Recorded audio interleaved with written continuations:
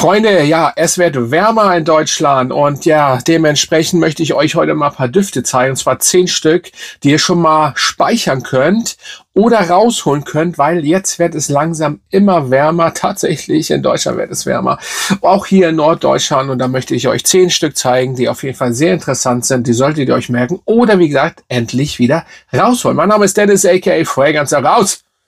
Hamburg. So, wir fangen mit den ersten an. Und der kommt von Guerlain. Ja, das kann man jetzt auch mal wieder so sagen. Habe ich ja immer so genannt. Nee, kommt von Guerlain und heißt Habit Rouge. Aber in der Law and Stone Instinct Version, wie gesagt. Ich möchte nichts Falsches aussprechen, deswegen eingeblendet. Und das ist ein Duft, der komplett sich ein bisschen absetzt von der ganzen Habit Rouge Reihe, weil er hat im Endeffekt nicht mehr viel mit dem Original zu tun. Schöner Flakon, schaut euch an. Sondern hat was Spritziges, was Frisches und Aquatisches.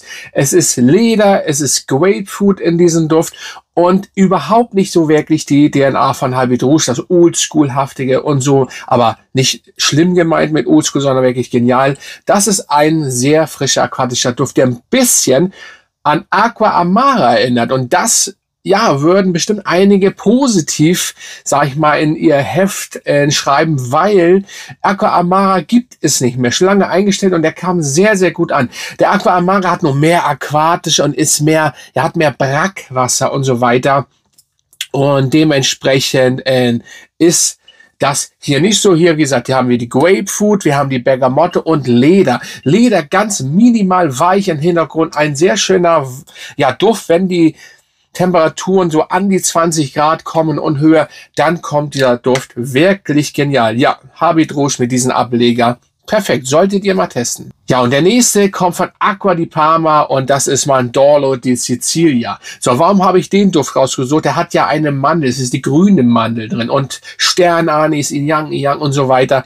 Ja, weil wir gehen ja, sag ich mal, es wird ja langsam wärmer und Acqua di Parma kann einfach Sommerdüfte machen. So, vielleicht halten die nicht immer so lange, aber wenn man einen Sommerduft haben will, da kommt man an dieser Brand nicht vorbei. Und Mandorlo di Sicilia hat die grüne Mandel noch drin, Sternanis, Iyang und das macht dieses frische, kühle und dann so richtig cremig mandelig. Und das ist genial und das passt perfekt, wenn es wärmer ist. Auch im Endeffekt sogar bei 30 Grad funktioniert dieser Duft einfach wunderbar. Und lasst euch nicht von Sternanis, es könnte so süß sein, oder Mandel. Nein, richtig genial.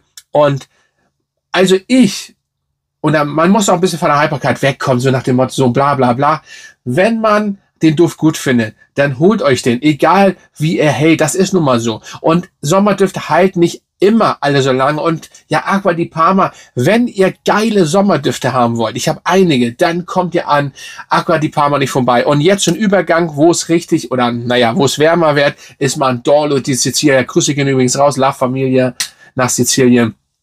Dann ist das euer Duft. Ja, und der nächste ist normalerweise mein Beach-Duft, allerdings nicht unbedingt die Version, weil hier haben wir die Parfum-Version. So, Jil Sander Sun Man als Parfümversion. So, warum Parfüm? Auch hier wieder zum Übergang habt ihr etwas Leder tatsächlich und was Holziges, natürlich auch was Frisches, Kühles, so ein bisschen Bodylotion habt ihr auch hier wie beim Original. Nur das Original bleibt wirklich ein Strandduft. Das ist der Übergang zum Sommer oder meinetwegen auch zum Sommer könnt ihr ihn tragen, aber zum abends weggehen und so weiter. Aber auch jetzt, und das macht es interessant und einfach eine schöne DNA. Die Wacholderbeere und ja, die Wacholderbeere macht es eigentlich. Lassen wir das so stehen. Wacholderbeere ist sehr interessant und dann dieses ja leicht fruchtig süße in diesen ja Bodylotion Feeling und dann habt ihr so dieses bisschen maskuline Version. Das normale Sun oder der normale Sun Man ist wirklich Sonne, Strand, ach, schönes Wasser, Meer, heiß, whatever. Das ist zum Ausgehen. Die Wacholderbeere macht es schon genial und eine richtig gute Haltbarkeit von 8 Stunden und das bei Jil Sander Sun. Also maximal 8 Stunden, kommt richtig gut. Als nächstes haben wir den Versace Eau Fresh und das ist ein Duft, den könnt ihr tatsächlich in den Kühlschrank stellen. Es passiert nichts, eine halbe Stunde in den Kühlschrank und nice, mit einem immer noch geilen Flakon, finde ich. Und ja, die Sternfrucht, wenn ich mich nicht ganz täusche, und das Zitronische hier, Die Zitrone meine ich natürlich und die Sternfrucht, die hier drin ist, macht diesen Duft genial. Zitrisch, das meine ich, und richtig cremig, das macht die Sternfrucht. Geil. Es ist wirklich ein sehr schön zitrischer, cremiger, ja so ungefähr wie das Eis, wie hieß das früher, was drinnen so weiß war mit der Vanille. So ungefähr müsst ihr euch diesen Duft vorstellen. Funktioniert, Versace Eau Fraiche, immer wieder. Das ist ein Duft für 30 Grad plus, aber ihr könnt ihn auch jetzt benutzen. So viele tragen gern frische Düfte, so viele tragen frische, einfach Saubermann-Düfte und deswegen so ein Übergang und ganz ehrlich, 20 Grad wird ja immer in Schatten gemessen, ne? Und in der Sonne habt ihr dann 25, 27, 28, 29 Grad und es ist egal, denn ist der Duft einfach perfekt, immer noch. Aber natürlich, wenn es richtig heiß ist, noch geiler. Aber wie gesagt, könnt ihr den Kühlschrank so erstellen, erfrischt eine ganze kurze Weile, aber der Duft ist genial. Versace Eau Fraiche. Als nächstes kommen wir zu einem Bergholzduft und das ist natürlich Korsika. Ja, der Korsika-Duft von Bergholz. Das ist, als wenn ihr aus dem Meer steigt und ihr habt was Salz und Salzakkord mit Minze und der Duft ist und bleibt interessant.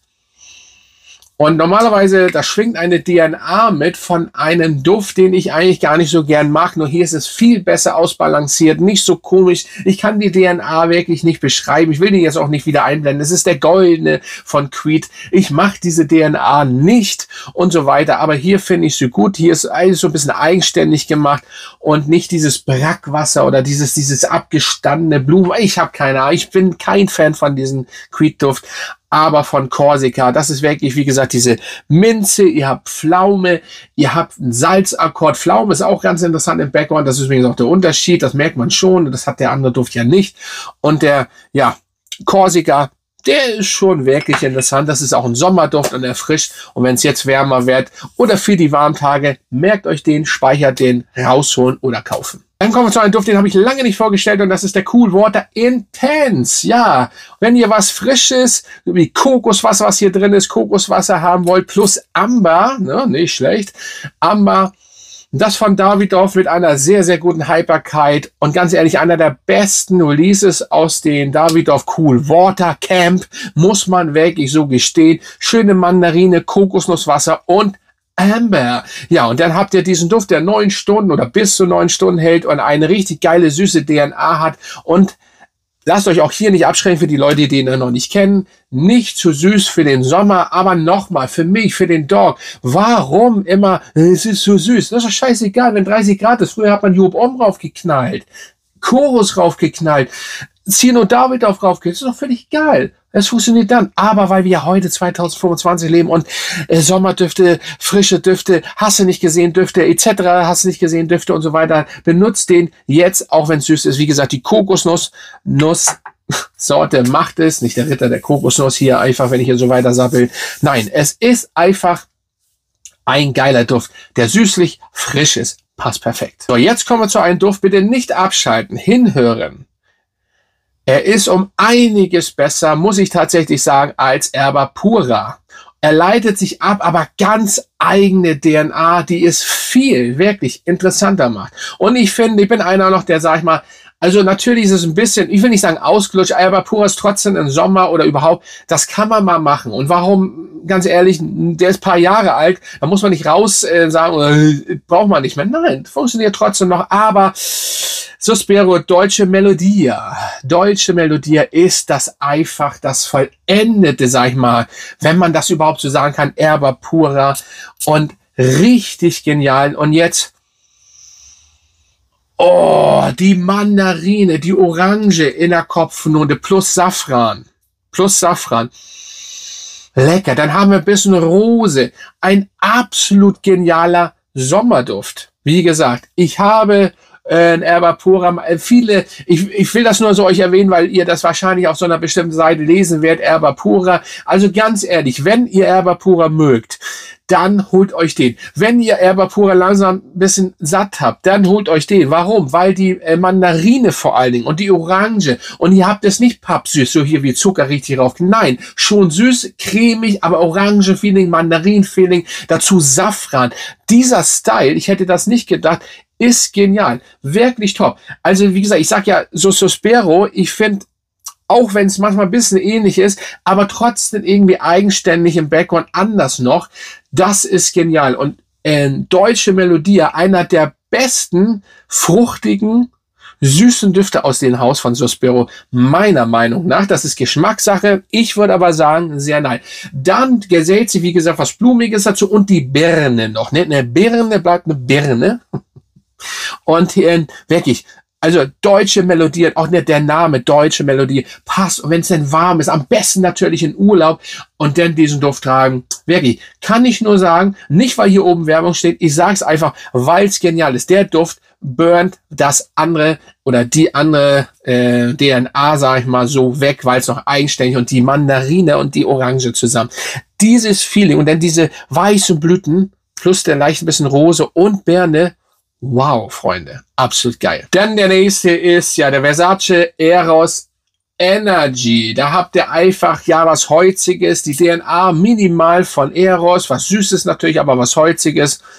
Und natürlich ein bisschen, oder sagen wir mal, der sehr, sehr zitrische Aventus in Background, ne? Sonst habt ihr so ein bisschen NIM2-Feeling durch die Zitrone und so weiter, orange Zitrone. Das ist genial, schöner Flakon, funktioniert, kommt gut an, funktioniert einfach und dann habt ihr, wie gesagt, eine minimale DNA nur in zitrisch von Aventus. Tja, was wollt ihr da falsch mitmachen? Gar nichts.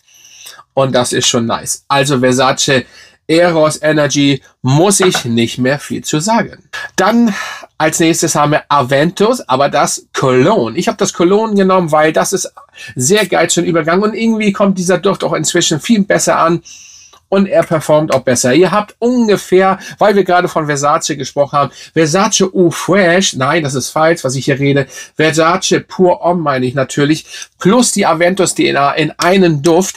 Ihr könnt das natürlich, wenn ihr beide habt, den Aventus und den Versace übereinander layern, das kommt dann trotzdem nicht so hier rüber wie hier. Hier haben wir nicht diese Ananas groß, wir haben was holzig, wir haben was Frisches, wir haben ein bisschen aquatischen Style und das macht diesen Duft aus.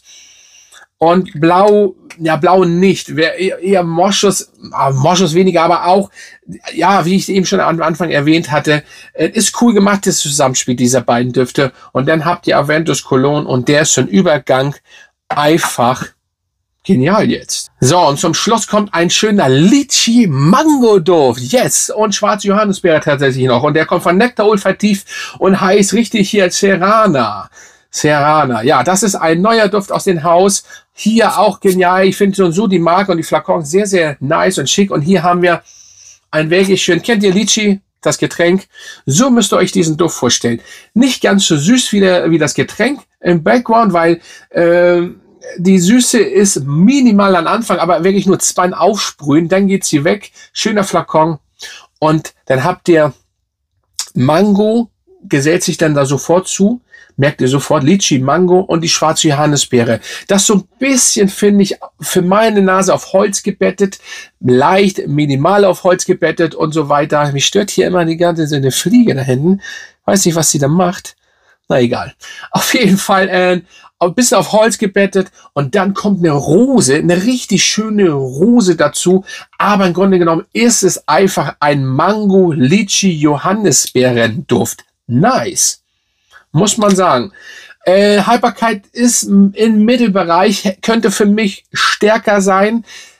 Muss man aber nochmal sehen, wenn es wirklich jetzt warm wird und so weiter und so fort. Dann kann das natürlich stärker rauspowern und vor allen Dingen für andere, ich wiederhole es nochmal, die riechen das so mehr, weil wenn ihr nicht immer irgendwas Starkes benutzt oder beziehungsweise wenn die kaum Düfte benutzen, dann riechen sie es mehr. Auf jeden Fall Serrana, Nectar Olfaktiv. Überhaupt solltet ihr euch die Brand mal unter den Riechkolben führen oder mehr kennen. Vor allen Dingen jetzt. Die haben allgemein sehr gute Düfte. Dann gehen Grüße raus an meine Mitglieder. Schön, dass ihr immer noch dabei seid. Und Freunde, schreibt mal unter, was benutzt ihr so. Also, dann bin ich mal raus, hämmer ich raus und bis zum nächsten Mal, Freunde.